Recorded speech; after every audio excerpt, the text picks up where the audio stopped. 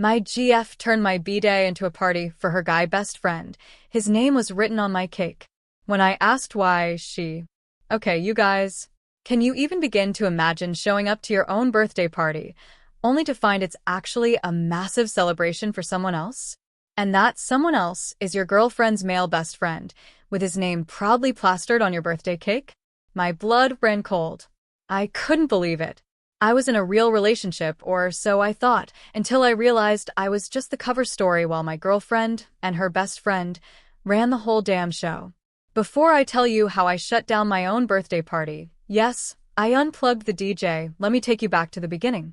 My name is Julian, I'm 31, and I restore vintage aircraft for private collectors. I spend my days making sure 70-year-old planes don't fall out of the sky. Precision, consequences, I thought I had a decent handle on reading people.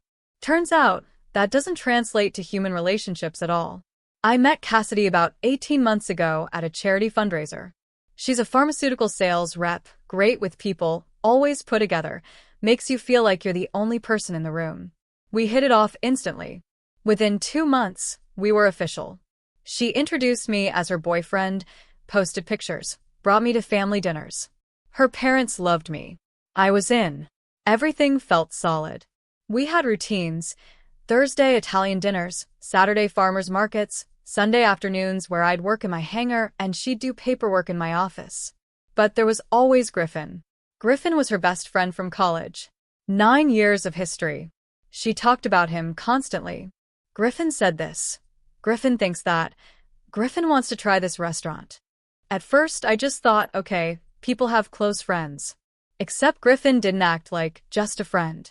The first time I met him at Cassidy's company happy hour, he walked straight past me, pulled her into this long, intimate hug, gave me a limp handshake, then turned his back to me with inside jokes that completely excluded me.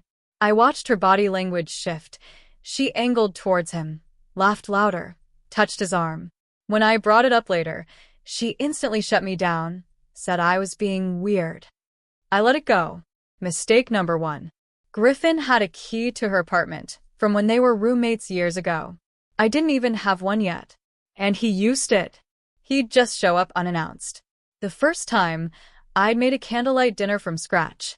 Griffin just walked in at 8 p.m., grabbed a plate, and sat down right between our 2 settings.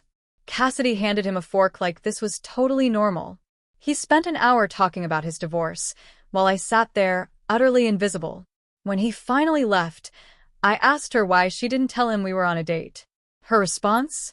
He needs someone to talk to. I suggested he could come back another time. She accused me of being inflexible. This became the pattern. He'd crash movie nights, text her at 2 a.m. while we were in bed, call me Jules, despite my corrections. Thursday nights became his standing hangout at her place, so I just stopped showing up. Cassidy, of course, said I was being petty. The real boundary test came 4 months in. A group dinner at a gastropub. 8 people, all couples. Cassidy and I got there early, snagged a spot at the big communal table. I went to the bathroom before everyone else arrived.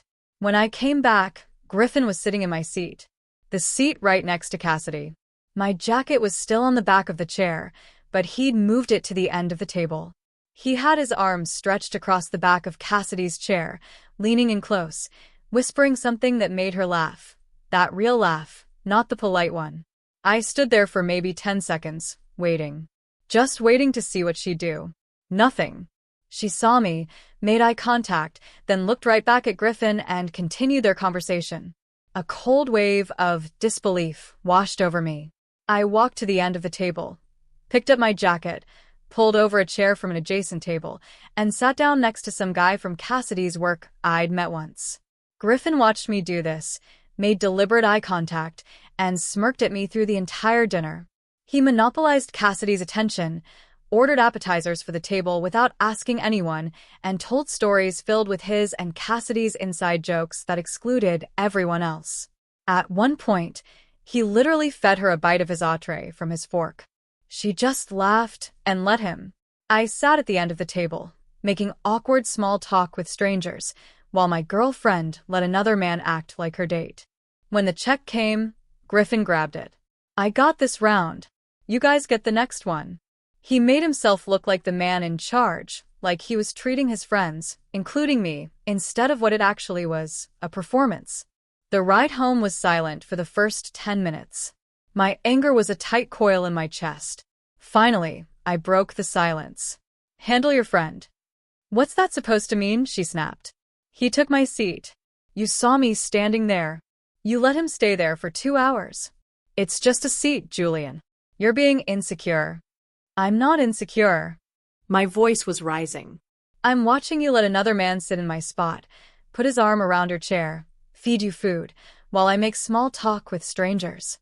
She was quiet for a minute, then reached over, squeezed my hand. "Apologized. Said Griffin didn't read social cues well, that he was just clingy because of the divorce. She promised she'd talk to him, said it wouldn't happen again. And I, like an idiot, believed her. I let it go. For the next few weeks, she did make an effort. In public, she was the perfect girlfriend. Texted Griffin less around me. Moved away when he got too close. But I started noticing the private conversations. Once, her phone lit up while she was in the shower. A text preview from Griffin. "Don't worry about him. He'll get over it." Another time, I overheard her on the phone. I know. He's just sensitive about boundaries. You didn't do anything wrong." My stomach dropped. She was playing both sides. Telling me she'd handle it, then telling him I was overreacting. At a friend's wedding 6 months in, Griffin gave a toast about Cassidy. How she'd been there through his worst breakup, how she was the most loyal person he knew, how any man would be lucky to have her. Everyone clapped. I sat there, feeling like a backup dancer at my own girlfriend's show. When I brought it up later, she called me jealous. He was being nice. Why do you have to make everything about you? A week after the gastropub confrontation, Cassidy showed up at my hangar unannounced. Rare for her. She always said it smelled like oil and old metal. She said she'd been thinking about what I said, about Griffin crossing boundaries. She wanted to prove I mattered, that I was important to her. She pulled out a key to her apartment from her pocket, said she wanted me to have it. I took it. It felt significant, like progress. She explained that Griffin had his key from when they were roommates, but me having one meant something different. She said it meant trust, that she was choosing me. I should have asked her to get Griffin's key back. I should have made that the condition. But I didn't want to push. Didn't want another accusation of being controlling. I thanked her, said it meant a lot. She kissed me, said she knew she hadn't handled things perfectly, but she was trying. Needed me to see that. I saw what I wanted to see. I thought the key meant I'd been upgraded. I didn't realize Griffin's key still worked. And he'd never be asked to give it back. My birthday was coming up in November. 8 months in, things really escalated. Griffin started showing up everywhere. Cassidy's work events, our group hangouts, even a family barbecue where he walked in acting personally invited. Her dad greeted him like a son. Her mom asked Griffin's opinion before asking mine. Her sister made a snide comment about how weird it must be dating someone whose best friend is basically already her husband.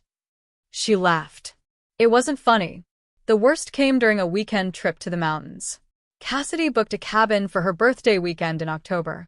Said it would be romantic, just the two of us. No phones, no work. I was excited. Took 3 days off, arranged for my assistant to handle an urgent project, drove 4 hours up winding mountain roads, pulled up to the cabin around 3 p.m. Friday. Cassidy's car was already there, and so was Griffin's truck. I sat in my car for a minute, staring at that truck, feeling my stomach drop. I walked inside to find Griffin unpacking groceries. Cassidy's sister and her boyfriend bringing in luggage. Cassidy came out of a bedroom, saw my face, and started backtracking immediately. Said she'd decided it would be more fun with the whole crew, that she likes having people around for birthdays. When I reminded her she'd said it would be just us, she asked me not to be like this. Griffin walked over, clapped a hand on my shoulder, welcomed me, said he'd brought steaks for the grill, talked about what he had planned for the weekend. What he had planned for Cassidy's birthday weekend that she told me was supposed to be romantic. The cabin had 3 bedrooms. Griffin took the master without asking. Cassidy insisted we take the smaller guest room because Griffin needed space to spread out. Her sister and boyfriend got the medium room. That night, Griffin grilled, made a huge show of it, had everyone gather around, playing chef. Cassidy stood next to him the whole time, handing him tools, laughing at his jokes, playing assistant. I sat on the deck with her sister's boyfriend, making uncomfortable small talk about sports. Dinner was Griffin talking about his divorce for an hour. Cassidy rubbed his shoulder when he got emotional. I excused myself around 9 p.m., said I was tired from the drive. She barely acknowledged it.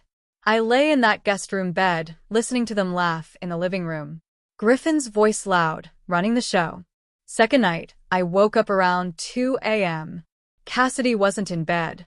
I found them on the back deck. Griffin in an Adirondack chair, Cassidy sitting on the armrest, her head on his shoulder, hand on his chest. Way too close. I opened the sliding door. They jumped apart like I'd caught them doing something guilty. We were just talking, she said, her voice sharp. Griffin was having a hard time sleeping. So, he needed you at 2 in the morning? I asked, my voice low and dangerous. He's my best friend. I'm not going to ignore him when he needs support. Julian, don't make this weird. Go back to bed. I'll be there in a minute. I stood there, just staring at her, until she got uncomfortable. She came back to the room a few minutes later, got onto the covers, turned away from me, and said I was being jealous and controlling, that this was exactly why she'd been worried about letting me in. I lay there staring at the ceiling for the next 3 hours while she fell asleep. Sunday morning, I told her we needed to talk privately about boundaries with Griffin. She said we'd talk when we got home. Didn't want to ruin the weekend. We never talked when we got home. She had work stuff, was tired. It was too late. Then Monday with early meetings. A week went by, 2 weeks. Whenever I tried to bring it up, she deflected. Said I was holding grudges, that I needed to let things go. Accused me of trying to control who she spent time with. That's what she did. She used therapy words against me. Whenever I raised a concern, I became controlling, insecure, jealous. You're being toxic, she'd say. Real partners trust each other. I trusted her. I didn't trust him. But she'd make it sound like trusting her meant trusting him, too. And suddenly, I was the bad guy for having standards. At month 10, Griffin started getting worse. We were at a group gathering at a bar downtown. Cassidy and I had been there for about an hour when Griffin showed up.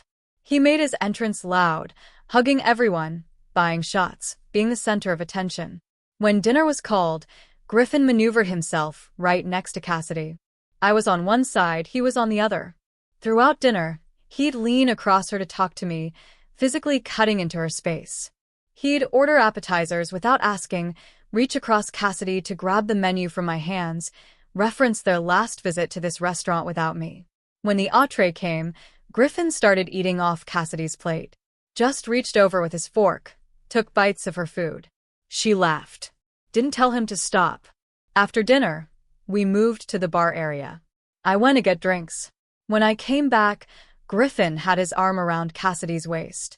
Not shoulder, waist. His hand right above her hip. She was leaning into him slightly, laughing at something he'd said. My vision narrowed. I set the drinks down, looked directly at Griffin, and said one word. Move.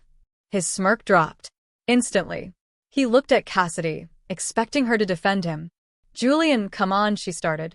Move. My voice was flat, final. He stepped back, hands up in mock surrender.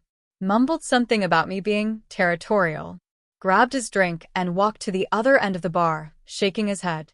Cassidy immediately pulled me toward the hallway, away from the group. You embarrassed me. In front of everyone. I pointed out he'd had his hand on her waist. So what? Friends touch each other, she shot back. Not like that, when you have a boyfriend standing right there. She accused me of being a caveman, of making everything awkward, said I was making scenes and embarrassing her, and that she was starting to regret introducing me to people. That one hit different. I asked if she really regretted introducing me. She backtracked, said she just meant I needed to be less reactive, more mature. She pulled out her phone, started typing while I was mid-sentence. She was texting him, apologizing for my behavior. I finished my drink and left. Texted her from the car that I was heading home. She didn't respond for 3 hours. When she finally did, it was, "You really ruined tonight." I had to spend the whole time explaining your behavior to people. Not asking if I was okay. Not acknowledging why I left. Just upset that I'd made her look bad. I set a clear boundary. I told her Griffin needed to respect our relationship or couldn't be around us as much. She agreed. Said she understood. For about 2 weeks, things improved. Then gradually, slowly, he crept back in. My birthday was coming up in November. I mentioned wanting something low-key. Dinner with close friends. Maybe the aviation museum exhibit I'd been wanting to see. Cassidy got excited. Too excited. Said she wanted to throw me a real party. Something special. I told her I didn't need anything big. She insisted. Said she'd handle everything. I should just show up and enjoy. Something felt off about how excited she was. Not excited for me. Excited about the party itself. I mentioned Griffin shouldn't be involved. She agreed immediately. Too immediately. The week before my birthday felt off. Cassidy was on her phone constantly, texting, calling, coordinating something she wouldn't let me see. Whenever I walked into a room, she'd flip her phone over. "It's a surprise. Stop trying to ruin it." But nothing suggested she was planning something for me. She seemed stressed, annoyed when I asked basic questions. "Just be at the Watershed at 7 on Friday." That's literally all you need to know. The Watershed was this fancy event space downtown. $875 minimum just for the venue. I joked once, "It better be worth it." Cassidy loved that. Tuesday, I came home early, found Cassidy on a video call, bedroom door closed. I could hear her through it, talking about not putting his name on anything visible because he'd see it when he walked in. I opened the door. She ended the call immediately. Claimed it was just venue stuff when I asked. When I asked why my name couldn't be visible, she got annoyed. Said it was a surprise element. Asked why I had to question everything. Wednesday morning, her phone buzzed on the counter. Text from Griffin. "Can't wait for Friday. This is going to be perfect." I stared at that message. Griffin was excited about my birthday party. Griffin, who I'd specifically said shouldn't be involved. Wednesday night, I got a text from my friend Cameron. We met in college, stayed close. "Hey man, weird question. Is Griffin going through something?" Cassidy added me to the party planning chat and made it sound like this celebration is really important for him. I read that 3 times. Called Cameron immediately. He explained that Cassidy had added about 15 people to a group chat. Said it was a big celebration, that Griffin really needed the support this year, that Julian's birthday was perfect timing to make it special. Cameron sent me the screenshot. Group chat called Party Planning November 22nd. Cassidy's message. "So excited to bring everyone together to celebrate someone who's been through so much this year. Griffin really needs to feel the love from his people. Julian's birthday is perfect timing to make it special." I saved that screenshot. I knew I'd need it. When Cassidy got home, I was sitting in the living room. "Is Griffin coming to this party?" Her face changed. Guilt for a second, then defiance. "Why are you obsessing over Griffin? This is your night." That's not an answer. "He might stop by. I can't control who shows up." I showed her the screenshot from Cameron. Her telling the planning chat this party was really for Griffin, that my birthday was just convenient timing. She went pale. Asked who told me. Asked if it mattered. Pointed out that she'd lied. She said she didn't lie, that she was trying to do something nice for both of us. Griffin was going through hell with his divorce and job loss. She thought she could combine them. I told her my birthday party wasn't for efficiency. She accused me of being selfish. Said this was exactly the toxic behavior she'd been talking about. I stood up. Said I was going to the hangar. When I got back, she needed to decide if this party was for me or for him, because it couldn't be both. She didn't answer. Friday morning, I woke up to her text. "Can't wait for tonight. You're going to love it."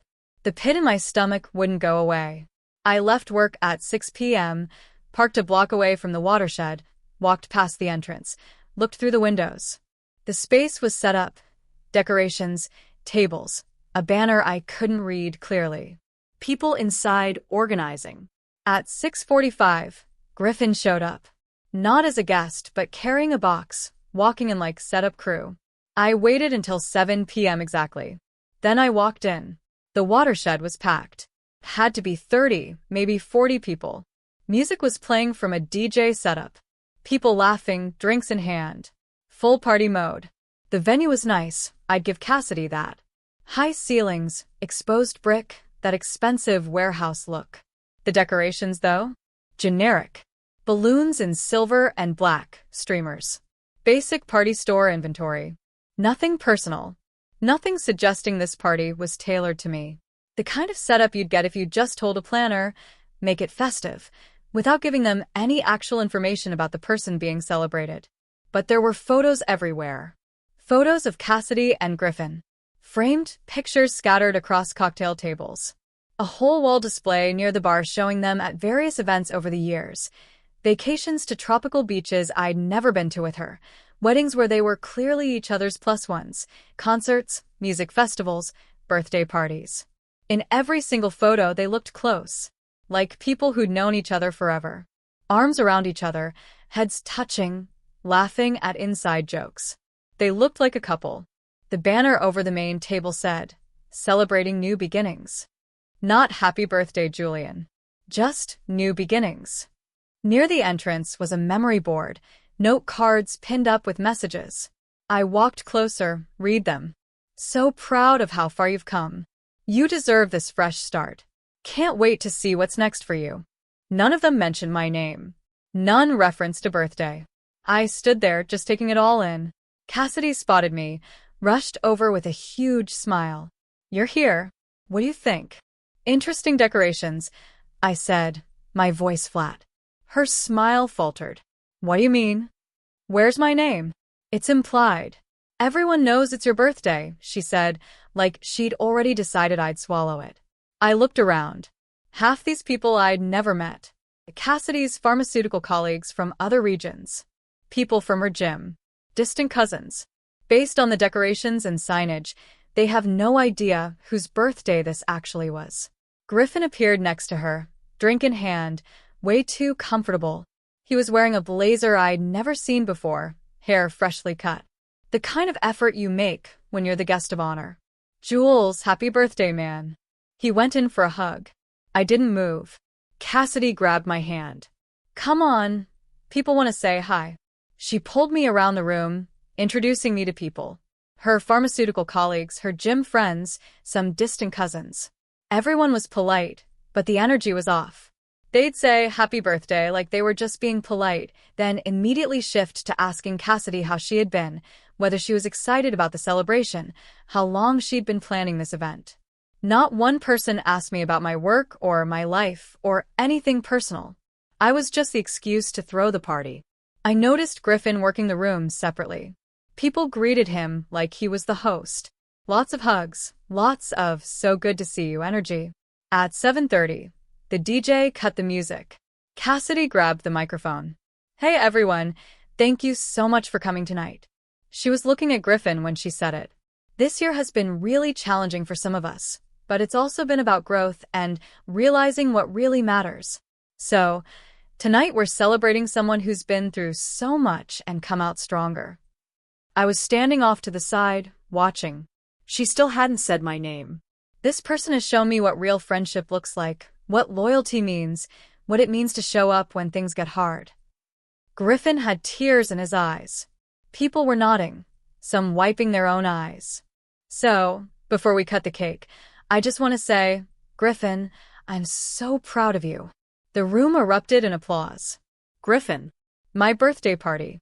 She was talking about Griffin. He walked up, hugged Cassidy long and tight. People were cheering.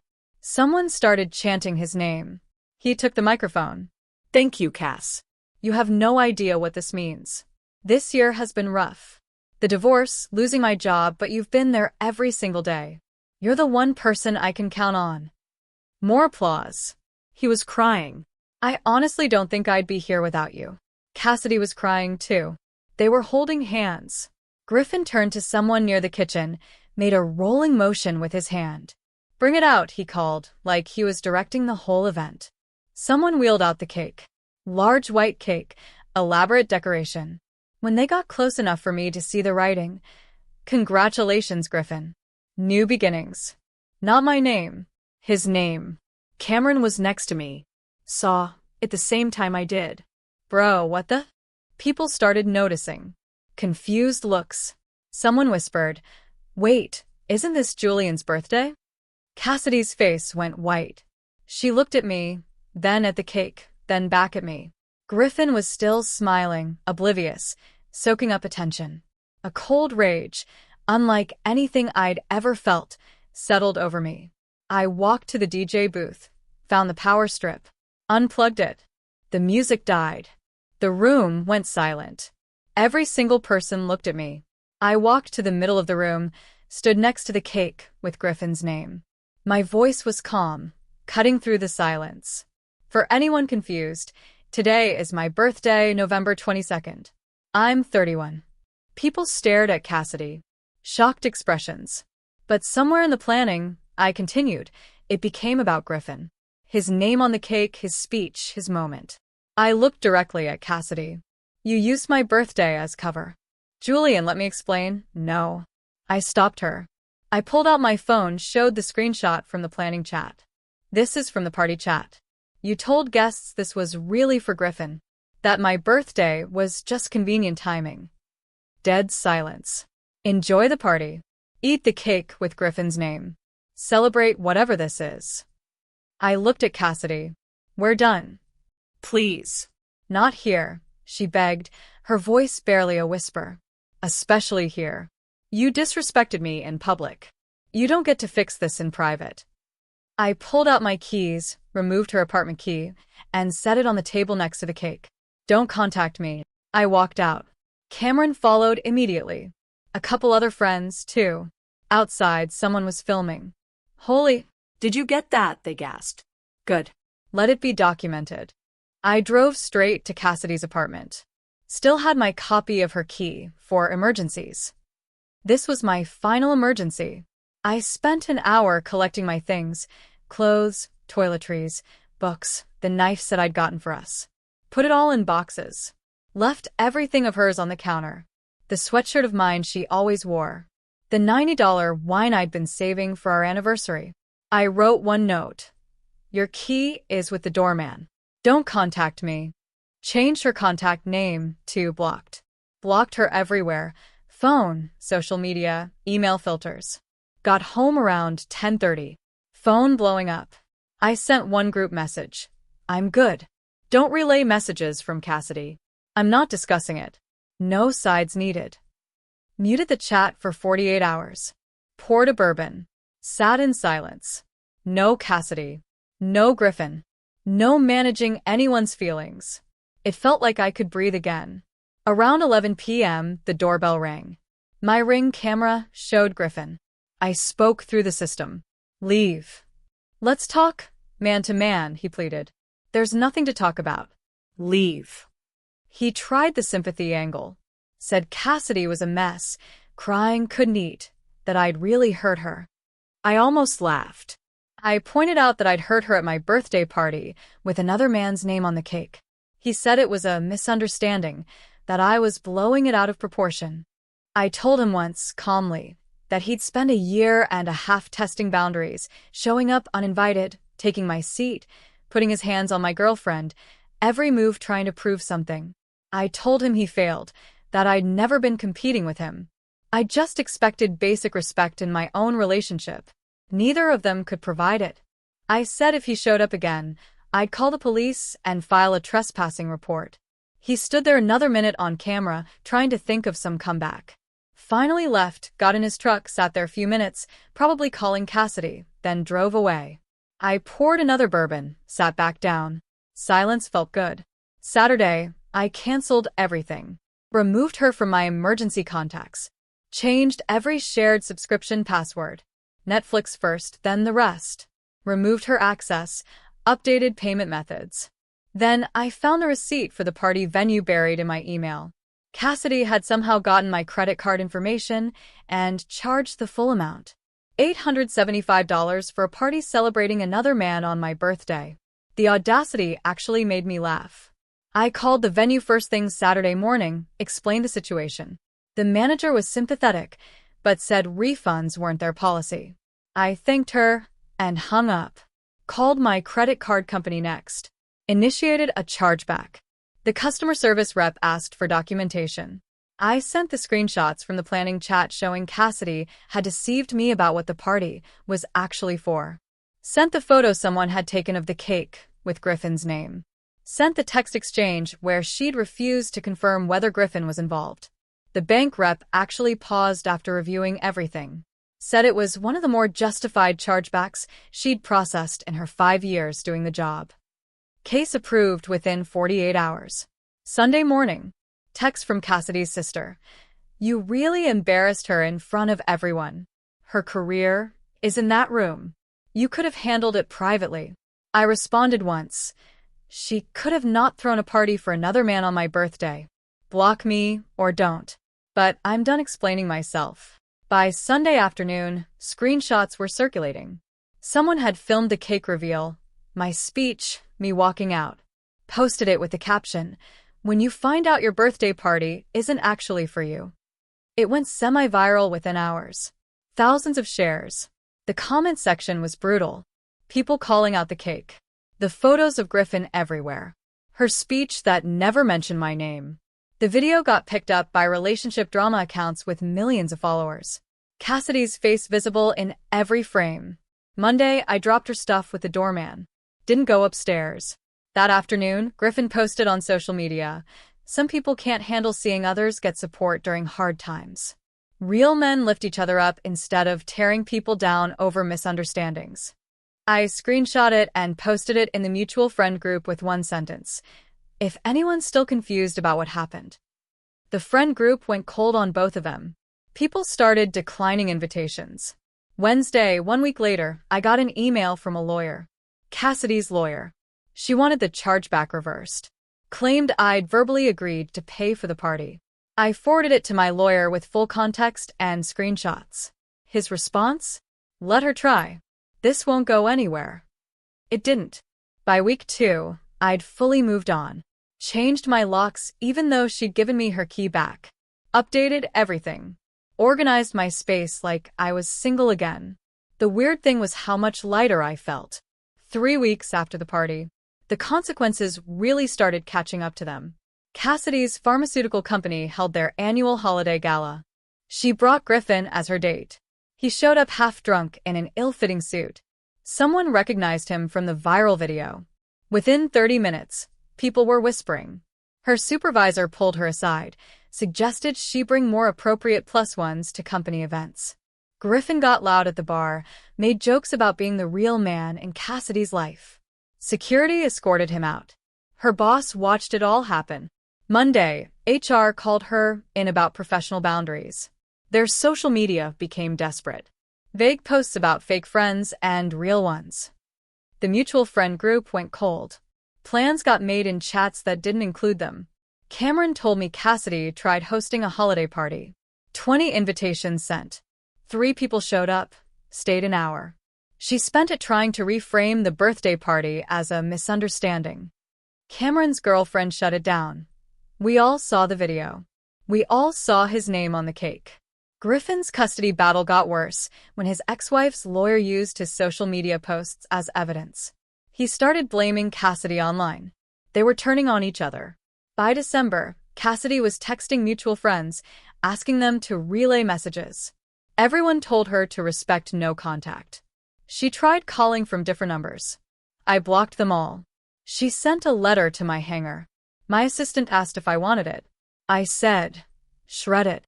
January, Cassidy's sister got engaged. Called to invite me to the party. I asked if Cassidy and Griffin would be there. When she said yes, I declined. Sent a gift instead. Heard later, Cassidy spent the event crying in the bathroom. Griffin got drunk and hit on a bridesmaid. They both left early after someone confronted Griffin.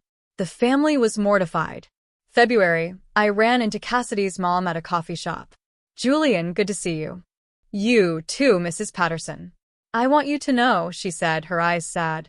We didn't know what she was planning. If we'd known, we would have stopped her. I appreciate that. She's not doing well. Griffin's not a good influence. Now she's stuck with him, and everyone else has walked away. That was her choice. I know. I just wanted you to know we're sorry. You deserved better. March was when it all fell apart publicly. Cassidy and Griffin got into a screaming match at a wedding. Something about Griffin flirting and Cassidy accusing him of abandoning her when she needed support. Security removed them both. The bride was furious. Cameron sent me the video. Cassidy looked terrible. Hair a mess, makeup smeared. Screaming at Griffin in the parking lot while he just laughed. This is what you threw away a good man for, someone off camera said. She had no response. By April, I'd moved on. Met someone at an aviation museum fundraiser. Museum curator. Smart, straightforward, had her life together.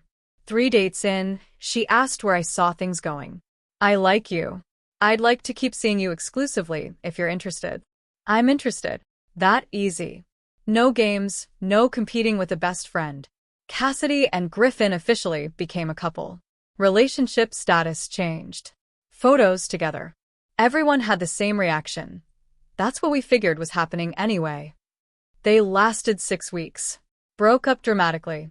Griffin posted that Cassidy was too needy and couldn't respect boundaries. Neither of them saw the irony, but I wasn't paying attention anymore. A year after the birthday party, I was having dinner with a curator I'd been seeing, celebrating her promotion. She'd spent 20 minutes telling me about her plans for a new aviation history exhibit. Actually interested in my work, treating me like a partner. This is what it's supposed to feel like. No competing with a best friend, no managing someone else's insecurity while mine gets ignored. Just mutual respect and someone excited to build something with me. My phone buzzed. Unknown number. Preview. Julian, we need to talk. Meet me at the Watershed tomorrow at 7. I'll be there whether you show up or not. See. I stared at that message for about 3 seconds. Then I blocked the number, deleted the message, didn't respond. She noticed. Everything okay? Yeah, just spam. She went back to talking about the exhibit. I went back to listening. The next evening at 7 p.m., I was at home working on a restoration project in my garage. A 1944 engine rebuild. Detail work that needed full attention. My phone stayed silent. Cassidy sat at the Watershed, waiting alone. Some people think you owe them closure. That you'll fix what they broke just so they can feel better. Not happening. 2 days later, I got an email. New address, bypass my filters. Subject. I know you said not to contact me, but I need you to understand. I read the first line, stopped, blocked the address, set up a more aggressive filter. I'm 32 now, dating someone who actually wants to be with me. My restoration business is thriving.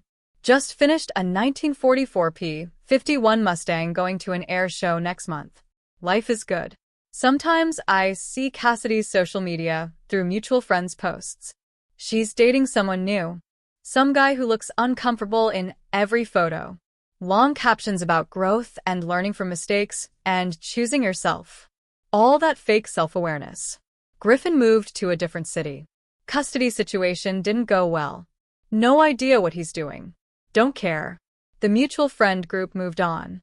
Nobody talks about the birthday party unless someone new joins and asks. Then it gets retold like legend. You had to be there, but basically, this dude showed up to his birthday party and his girlfriend had put another man's name on the cake. No way. Way. He unplugged the DJ, gave a 30-second speech, walked out. That's cold. That's standards. Last month, I ran into Cassidy's sister. She's married now.